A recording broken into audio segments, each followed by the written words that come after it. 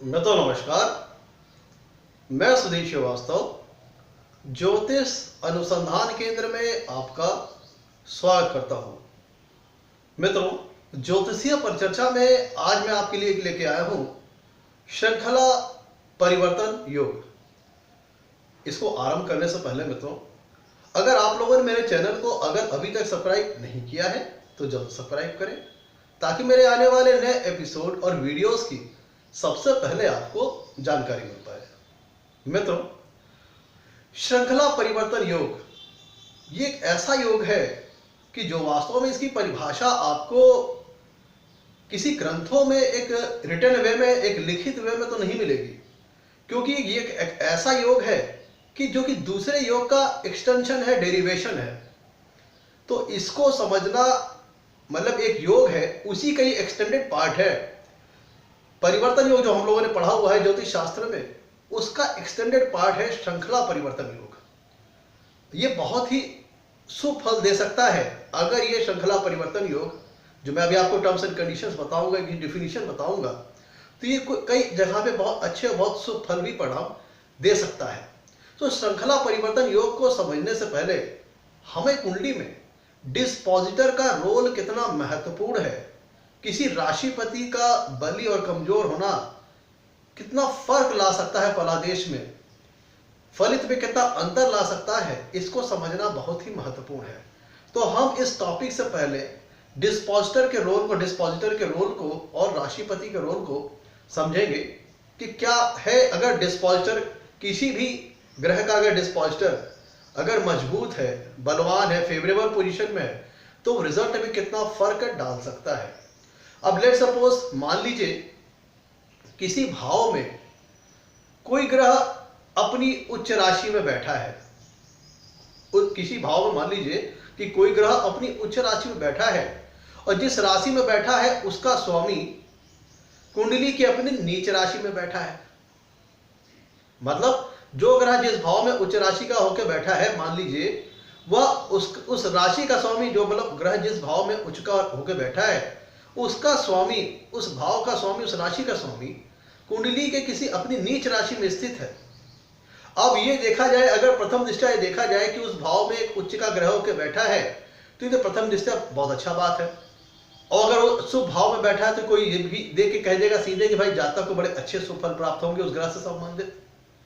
लेकिन जब हम उसकी बुनियाद देखते हैं, उसका जो बुनियादी ढांचा है, जो उसका बेसिक स्ट्रक्चर, जो उसका बेस है, मतलब उसका डिस्पोजिटर, उसका राशिपति, तो वो हमने जाके देखा कुंडली की नीच राशि में जाके बैठा हुआ है, अपनी नीच राशि में जाके बैठा हुआ है। तो ऐसी स्थिति में क्या होगा कि जब उसका बुनियाद ही कमजोर है, उसका बेस वीक है, नींव कमजोर है, तो अपना पूर्ण रूप से अपना शुभ फल वहां पे दे नहीं पाएगा, क्योंकि उसे अपने डिस्पोजिटर का सपोर्ट नहीं मिल पाएगा, क्योंकि उसका जो डिस्पोजिटर है वह कुंडली के किसी अपनी नीच राशि में स्थित है। अब अगर हम दूसरी तरफ पे बात कर लें कि अगर मान लीजिए कुंडली में कोई ग्रह अपने किसी नीच राशि में स्थित है, मान लीजिए कुंडली में कोई ग्रह अपनी किसी नीच राशि में स्थित है, लेकिन जिस नीच राशि में स्थित है वो उसका स्वामी, उस राशि का स्वामी, मतलब उस ग्रह का डिस्पोजिटर, वह अपनी उच्च राशि में जाके स्थित है। मतलब जो ग्रह अपनी कुंडली में किसी नीच राशि में स्थित है, उसका जो भावाधिपति है, उसका जो राशिपति है, वह कुंडली के किसी अपनी उच्च राशि में स्थित है, अपनी उच्च राशि में स्थित है। तो प्रथम दृष्टया जब कोई देखेगा कोई ग्रह किसी राशि में अपनी नीच राशि में स्थित है, तो ये कहेगा भैया कि ये तो बहुत ही खराब परिणाम देगा, क्योंकि अपनी नीच राशि में स्थित है, ये अपना पूर्ण फल नहीं दे पाएगा, तो वीक हो गया नीच राशि में। लेकिन मित्रों, यहाँ पे ये देखना होगा कि जो ग्रह नीच राशि में अपनी स्थित है, उसका भावाधिपति, उसका डिस्पोजिटर, उसका राशिपति अपनी उच्च राशि में स्थित है।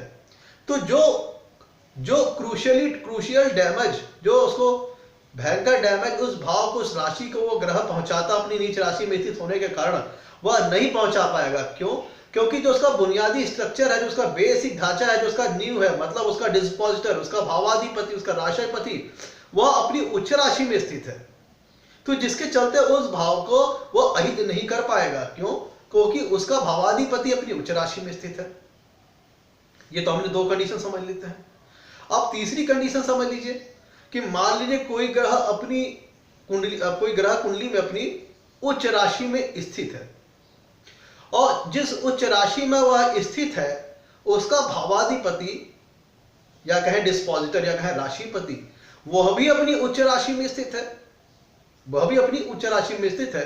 तो ऐसी दशा में क्या होगा भाई, यहाँ पे कोई प्रथम दृष्टया प्राइमरी लेवल पे जब ये देखेगा कि भाई वो ग्रह अपनी उच्च राशि में स्थित है तो कहेगा भाई तो बहुत अच्छे फेवरेबल पोजीशन, उसके फेवरेबल रिजल्ट मिलेंगे। लेकिन जब उसके डिस्पोजिटर को देखेंगे, उसके राशिपति को देखेंगे, भावाधिपति को देखेंगे तो वो भी इस कंडीशन में वो भी अपनी उच्च राशि में है। तो इसको देखे क्या कोई कहेगा, इसको देखे व्यक्ति कहेगा भैया यहाँ पे बहुत शुभ फल मिलेगा, क्योंकि ग्रह अपनी उच्च राशि में स्थित है और जिस राशि में वो स्थित है उसका भावाधिपति, उसका डिस्पोजिटर भी अपनी उच्च राशि में स्थित है, जिसके चलते इस ग्रह से संबंधित बहुत सारे शुभ फल प्राप्त होंगे। क्यों?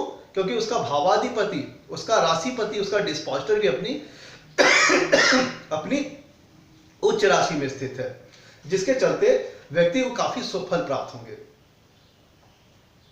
तो मित्रों आपने यहां पे देखा कि भावाधिपति के चलते, डिस्पोजिटर के चलते, राशिपति के चलते ग्रहों के फल में कितना अंतर आ सकता है, रिजल्ट में कितना डिफरेंस आ सकता है। अब हम चलते हैं अपने टॉपिक की ओर, श्रृंखला परिवर्तन योग की ओर। माफ करिए मित्रों, श्रृंखला परिवर्तन योग के विषय में चर्चा करते हैं। श्रृंखला परिवर्तन योग मित्रों जो हम लोगों ने राशि परिवर्तन योग पढ़ा है उसी का एक्सटेंशन है, उसी का एक्सटेंडेड फॉर्म है। राशि परिवर्तन योग में हम लोगों ने क्या पढ़ा था कि एक ग्रह दूसरी ग्रह की राशि में स्थित है और दूसरा वाला ग्रह पहले वाली ग्रह की राशि में स्थित है।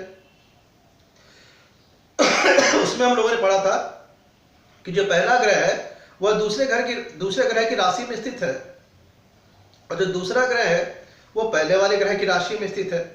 तो इस प्रकार से दोनों ग्रह एक दूसरे की राशि में स्थित हैं, जिसके चलते राशि परिवर्तन योग का निर्माण होगा। और अगर यह राशि परिवर्तन कुंडली के किसी दो शुभ भावों के बीच में हो रहा है तो ये अत्यधिक शुभ फल देता था। और इससे होगा क्या कि दोनों ग्रह दोनों ही भाव से उनका संबंध बन जाएगा। ऐसे बन जाएगा कि पहले वाला ग्रह है वो दूसरे ग्रह की राशि में है और दूसरा वाला ग्रह पहले ग्रह की राशि में है, तो दोनों ग्रह एक दूसरे घर से संबंध बना लेंगे। जैसे मान लीजिए कि मैं बी के घर में हूं और बी मेरे घर में है। मान लीजिए कि मैं बी के घर में हूं, एक उदाहरण आपको दे रहा हूं। मान लीजिए मैं बी के घर में हूं और बी मेरे घर में है, तो होगा क्या कि बी को पता है कि मैं उसके घर में हूं और मुझे पता है कि बी मेरे घर में है। तो ऐसी दशा में दोनों ही एक दूसरे के लिए शुभ फल देंगे, क्योंकि उसे पता है कि अगर मैं उसका घर बिगाड़ूंगा तो वो मेरा घर बिगाड़ देगा। तो ऐसी दशा में दोनों लोग एक दूसरे घर के लिए शुभ फल देंगे और इस तरह से दोनों ग्रहों के बीच में एक संबंध स्थापित हो जाएगा, दोनों राशियों के बीच में एक संबंध स्थापित हो जाएगा राशि परिवर्तन योग के चलते। तो ये तो हम लोगों ने पढ़ा था राशि परिवर्तन योग में। अब उसी का एक्सटेंशन है श्रृंखला परिवर्तन योग। श्रृंखला परिवर्तन योग का मित्रों क्या है कि हम लोग राशि परिवर्तन में दो ग्रहों में राशि परिवर्तन की बात की थी, जिसमें एक ग्रह दूसरे ग्रह की राशि में और दूसरा वाला ग्रह पहले ग्रह की राशि में। श्रृंखला परिवर्तन योग में यहां थोड़ा अंतर है। यहां पे श्रृंखला परिवर्तन योग में यहां हमने दो ग्रहों की बाध्यता नहीं रखी है। यहां पे परिवर्तन 3 ग्रह या फिर 4 ग्रह या इससे भी अधिक राशि शामियों के बीच में हो सकता है। श्रृंखला परिवर्तन योग का मतलब ऐसा समझ लीजिए, अब यहां पे दो लोगों की बात नहीं होगी, यहां पे दो लोगों से ज्यादा लोगों की बात होगी। मान लीजिए कि मैं बी के घर में हूं, मान लीजिए कि मैं ए हूं, मैं बी के घर में हूं और बी जो है वो सी के घर में है और जो सी जो है वो डी के घर में है और डी जो है वो ए के घर में है। मतलब ए बी के घर में है, बी सी के घर में है और सी डी के घर में है और डी ए के घर में है। तो एक चैन फॉर्म हो गई। चैन कैसे फॉर्म हो गई? ए बी के घर में, आपको एक एग्जांपल दे रहा हूं, इसको मैं आपको कुंडली के माध्यम से इसको डिस्क्राइब करूंगा। मान लीजिए कि ए बी के घर में है, बी सी के घर में है और सी डी के घर में है और डी ए के घर में है। तो एक चैन फॉर्म हो गई। इसमें क्या होगा, इस चैन के तहत सभी ग्रह एक चैन में बंध गए और इस चयन के चलते सभी ग्रह एक दूसरे से इंटरकनेक्टेड हो गए। ऐसा समझिए कि ए बी के घर में है और बी सी के घर में है और सी डी के घर में है और डी वापस आके ए के घर में है। ए बी के घर में है, बी सी के घर में है, सी डी के घर में है और डी वापस आके ए के घर में है। तो यहां पे क्या हो रहा है कि चार ग्रहों के बीच में राशि परिवर्तन हो रहा है। परिवर्तन योग में हमने दो ग्रहों के बीच में राशि परिवर्तन योग को समझा था। अब यहां पे उस बाउंडेशन को, उस लिमिटेशन को हमने क्रॉस कर दिया है। अब यहां पे जो परिवर्तन होगा वह दो से ज्यादा ग्रहों के बीच में हो सकता है, तीन के बीच में हो सकता है, चार के बीच में हो सकता है। इसी को हम कहते हैं श्रृंखला राशि परिवर्तन योग। अब इसको उदाहरण के माध्यम समझ लेते हैं। मान लीजिए श्रृंखला परिवर्तन की अगर बाय डिफिनीशन अब बात करें तो बाय डिफिनीशन इसका मतलब यह होता है कि एक ग्रह मतलब एक राशि का स्वामी दूसरे ग्रह की राशि में स्थित हो और दूसरे ग्रह का राशि का स्वामी तीसरे ग्रह की राशि के स्वामी स्थित हो और तीसरे ग्रह का राशि स्वामी चौथे ग्रह की राशि में स्थित हो, चौथे ग्रह का राशि स्वामी पहले वाले राशि के स्वामी में स्थित हो, मतलब जो पहली वाली ग्रह की राशि उसमें स्थित हो। तो इसी प्रकार से एक चयन बन जाएगा। यहां पे ये ध्यान देना है कि अगर दो लोगों के बीच में राशि परिवर्तन है तो राशि परिवर्तन योग है। अगर दो लोगों से, दो ग्रहों से ज्यादा लोगों के बीच में अगर राशि परिवर्तन योग बन रहा है तो वह श्रृंखला राशि परिवर्तन योग कहलाएगा। अब इसको अगर हम एक उदाहरण, यहाँ पे मित्रों मैं आपको चार का उदाहरण बता रहा हूं, ये जरूरी नहीं चार हो, ये तीन हो सकता है, ये चार ग्रहों के बीच में राशि परिवर्तन योग हो सकता है, तीन ग्रहों के बीच में राशि परिवर्तन योग हो सकता है, पांच ग्रहों के बीच में राशि परिवर्तन योग हो सकता है। अब इसको एक कुंडली के माध्यम से उदाहरण की तरह से समझते हैं कैसे बन सकता है। मान लीजिए आपके सामने कुंभ लग्न का चार्ट है मित्रों। ये कुंभ लग्न का चार्ट मैंने ले रखा है कि मान लीजिए कुंभ लग्न में जो लग्न के स्वामी होते हैं वो होता है शनिदेव। यहाँ पे लग्न में कुंभ आ रही 11 नंबर, मतलब इसके स्वामी हुए शनिदेव। मान लीजिए कि शनिदेव बैठे हैं धनु राशि में, शनिदेव बैठे हैं धनु राशि में, धनु राशि के स्वामी होते हैं गुरु। अब मान लीजिए कि गुरु कहां बैठे हैं, गुरु बैठे हैं मान लीजिए बुध की राशि में, गुरु बैठे हैं बुध की राशि में, मिथुन राशि में गुरु बैठे हैं। मान लीजिए शनि बैठे हैं धनु राशि में जो कि गुरु की राशि है और इसके जो डिस्पोजिटर है, जो इसके भावाधिपति है, जो इसके राशि स्वामी बोलते हैं गुरु, गुरु बैठे हैं मिथुन राशि में। और मिथुन राशि का मतलब क्या हुआ, गुरु यहाँ के गुरु के डिस्पोजिटर कौन हुए, गुरु के डिस्पोजिटर या गुरु के भावाधिपति कहें या गुरु के राशिपति कहें वो होते हैं बुध। अब मान लीजिए कि बुध जाके वापस बैठ गए कुंभ राशि में शनि के घर में। मैं यहां पे आपको एक उदाहरण दे रहा हूं कि जो कि तीन ग्रहों से इन्वॉल्व करने से तीन ग्रहों के बीच राशि परिवर्तन योग बन रहा है या कहें श्रृंखला परिवर्तन योग बन रहा है। मैंने यहाँ पे तीन ग्रहों का सेट लिया हुआ है। मैं आपको उदाहरण दे रहा हूं कि कैसे तीन ग्रहों के बीच में राशि परिवर्तन योग हो सकता है, एक सीरीज बन सकती है, एक माला बन सकती है। समझिए कि कुंभ लग्न है, इसके स्वामी होते हैं शनि। शनि बैठे हैं धनु राशि में, इसके डिस्पोजिटर, इसके भावाधिपति, इसके राशिपति हुए गुरु। गुरु कहां बैठे हैं, मिथुन राशि में। और गुरु के डिस्पोजिटर कौन हुए, बुध, मतलब मिथुन राशि के स्वामी हुए बुध। गुरु के भावाधिपति या कहें गुरु के राशिपति हो गए बुध। और बुध वापस आके कहां बैठ गए, कुंभ राशि में, जो कि शनि की राशि है। अब शनि बैठ, अब इसी उदाहरण को समझिए, इसका एक्सप्लेनेशन समझिए कि शनि बैठे हैं गुरु के घर में, गुरु बैठे हैं बुध के घर में और बुध बैठे हैं वापस आकर के शनि के घर में। तो बीच में इन तीनों के बीच में एक सर्किल बन गई। मैंने आपको डिस्पोजिटर का रोल अभी मैंने एपिसोड के स्टार्टिंग बताया कितना महत्वपूर्ण है। अगर हमारा डिस्पोजिटर बलवान है, फेवरेबल है, वेल प्लेस्ड है, तो ये हमारे जो किसी भी ग्रह के द्वारा जो सुफल मिलने हैं उसमें काफी हद तक उसमें बढ़ोतरी कर सकता है, उसमें काफी हद तक इसे मल्टीपल कर सकता है। क्यों? क्योंकि डिस्पोजिटर का मतलब उसका बुनियादी ढांचा, उसका बेसिक सपोर्ट, उसकी नींव। अब ऐसा समझिए कि अब यहां पे इसको समझिए कि बुध का कनेक्शन अब शनि से बन गया। अब देखिए कैसे बुध का कनेक्शन, अब इस उदाहरण में समझिए कि शनि बैठे हैं गुरु के घर में, गुरु बैठे हैं बुध के घर में और बुध बैठे हैं शनि घर में। ठीक है, अब इसमें होगा क्या कि तीनों ग्रह एक दूसरे से इंटरकनेक्टेड हो जाएंगे, संबंधित हो जाएंगे इनडायरेक्टली। देखिए कैसे, अब बुध यहां बैठे हैं। अब देखिए बुध, देखिए बुध का डिस्पोजिटर कौन हुआ, बुध का डिस्पोजिटर हुआ शनि।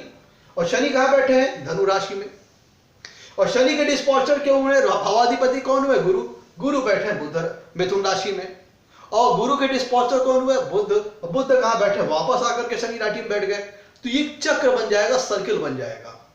अब ये चूंकि ये सर्किल जो तीनों भाव इन्वॉल्व हैं, तीनों भाव ही अच्छे भाव है, शुभ भाव है, लग्न है, एकादश भाव और पंचम भाव, तीनों ही शुभ भाव हैं। तो इसलिए ये काफी अच्छा रिजल्ट लेके आकर काफी शुभ फल देगा, और इस सर्किल के माध्यम से तीनों एक दूसरे से कनेक्टेड हो जाएंगे। अब देखिए बुध का कनेक्शन शनि से कैसे बन रहा है, क्योंकि उसका राशिपति है। और अब देखिए बुध का शनि से कैसे इनडायरेक्ट रिलेशन बन रहा है। बुध का भावाधिपति शनि है, जो कि गुरु बैठा है, गुरु की राशि में, गुरु बैठा है बुध की राशि में। अब बुध बैठ गए हैं शनि की राशि में। अब इसमें देखिए कि बुध का जो डिस्पोजर है शनि, और बुध खुद किसका डिस्पोजर है? गुरु का। तो ये सर्किल जब बन जाएगी, तीनों ग्रह एक दूसरे से इंटरकनेक्टेड हो जाएंगे। क्यों? क्योंकि जो हम डिस्पोजर के लेवल को देखेंगे, डिस्पोजर का लेवल कैसे आगे बढ़ रहा है, तो जब हम इस डिस्पोजर के लेवल को चेक करते करते जैसे जैसे आगे बढ़ते जाएंगे, तो वापस फिर जाकर के हम शुरुआत में पहुंच जाएंगे। क्यों? क्योंकि एक श्रृंखला बन रही है, एक माला निर्माण हो रहा है, एक सीरीज बन रही है कि भाई हमने उसके डिस्पोजर को देखा, वो कहां बैठा है, उसके डिस्पोजर को देखा, वो कहां बैठा है, फलाने के डिस्पोजर को देखा, वो कहां बैठा है। हम चलते चलते जैसे जैसे आगे बढ़ेंगे तो पता चला अंत में हम फिर शुरुआत में आ गए। तो जब ये चैन बन जाएगी, अब इस चैन के माध्यम से क्या होगा कि ये सब आपस में एक दूसरे से इनडायरेक्टली इंटरकनेक्टेड हो जाएंगे, संबंधित हो जाएंगे।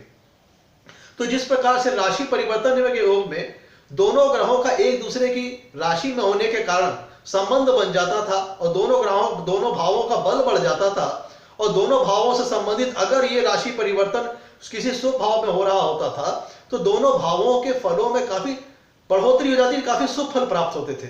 अब चूंकि यहां पर सीरीज बन गई, चैन बन गई, तो क्या हुआ? सभी ग्रह एक दूसरे से इंटरकनेक्टेड हुए।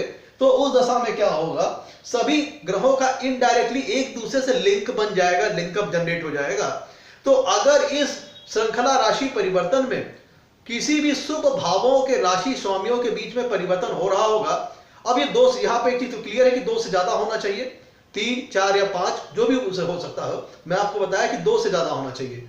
तो अगर ये जो भी राशि परिवर्तन हो रहा है, जैसे प्रस्तुत उदाहरण में 3 ग्रहों के बीच में राशि परिवर्तन हो रहा है, एक श्रृंखला राशि परिवर्तन हो रहा है, और ये तीनों ही शुभ भावों के स्वामियों के बीच हो रहा है, तो ये तीनों के बीच में इंटरकनेक्शन बनेगा, लिंकअप हो जाएंगे तीनों ग्रह एक दूसरे से, और चूंकि शुभ भावों के बीच बन रहा है तो ये काफी शुभ फल देंगे।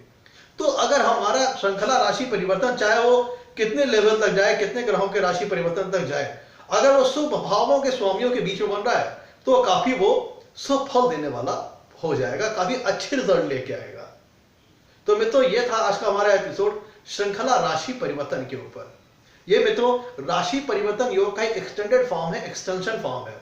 यहाँ पे एक सीरीज बन जाएगी, लेकिन होगा क्या? ये सीरीज एक सर्किल वे में होगी, साइकिल वे में होगा, जिसके चलते सभी ग्रह जितने भी उस साइकिल में इन्वॉल्व होंगे वो सब एक दूसरे से इंटरकनेक्टेड होंगे, संबंधित होंगे, जिसके चलते काफी, अगर वो शुभ भावों के स्वामी हुए तो काफी अच्छे, अगर मतलब ये जो राशि श्रृंखला राशि परिवर्तन योग बनेगा उसमें शुभ भाव इन्वॉल्व होंगे तो काफी शुभ फल प्रदान करेंगे अपने भावों से संबंधित, और ये सभी एक दूसरे से किसी न किसी प्रकार इनडायरेक्टली इंटरकनेक्टेड और लिंकअप हो जाएंगे।